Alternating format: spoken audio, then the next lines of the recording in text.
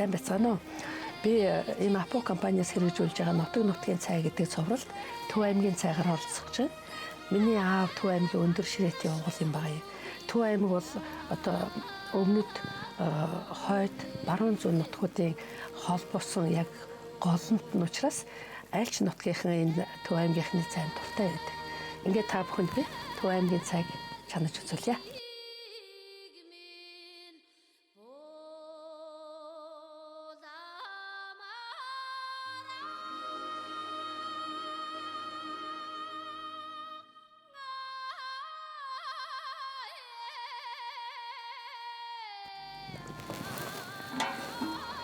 За тэгэхээр Төв аймгийн цайг хийхин тулд эхлээд бид нар уламжлалт гүрж ногоон цайгаа сайхан нүдж жагаад тэгээд усаа яг сайхан дэрглээд ирэхлээр нь ногоон цайгаа цацаад ингээл хийндэ мэдээж давсаа хэрэгэлдүүд хэр хэмжээгээр хийн. Ер нь бол давсыг бол сайн учиргүй хийгээд байгаа хэрэг байхгүй.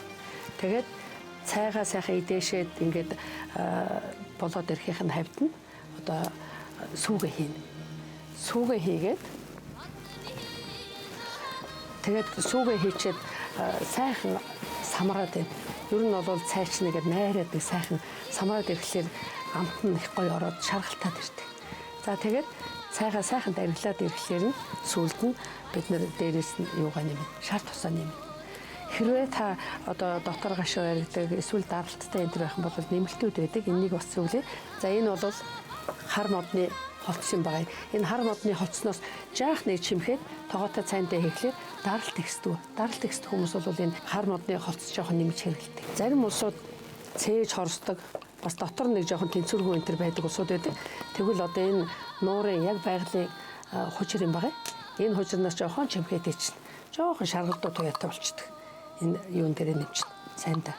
За тэгээд ер нь намайг жоохон бахад бүтэц сая өдөр болохоор нэг будаатай цай гэдэг тийм уламжлалтай юм шиг санагддаг байсан. Тэгээ амралтын өдөр ээж аав маань тэр өдөр одоо хүүхдүүдийнхээ хувц сунраг угаана. Тэгээд ээж маань сайхан будаатай цай хийж гэрийнхнийгаа одоо өглөөний цай будаатай цай хийгээл дотор нь өрөм хөвж яах юм бол одоо ерөөсө ёстой нөгөө 5 тансаг биш 10 тансаг ч юм уу тийм л сайхан байдаг байлаа шүү дээ. Тэгээ одоо ээж аавынхаа тэр бидний жоохонд хийжсэн тэр сайхан будаатай цай тэр 10 гурил тэр үнэр бол бидний сэтгэл насан туршид хамгийн тансаг хамгийн аз жаргалтай тийм үеийг дурсагдуулахаар сэтгэл чигсэн байна. Тэгэхээр Монгол ах уу маань өөрөө биднэрт ямар их тансаг, ямар их баялаг, ямар их сайхан их хүчийг билсэн ийм ундаа ийм зүйл юм бэл гэж бодогдоод байгаа шүү дээ.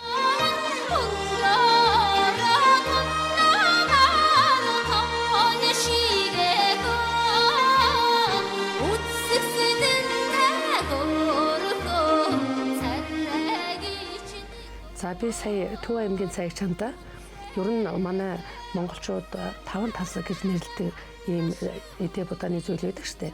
Энэ юу вэ гэхээр энэ цайнд маань ордог ус, сүү, цай, давс, хужир.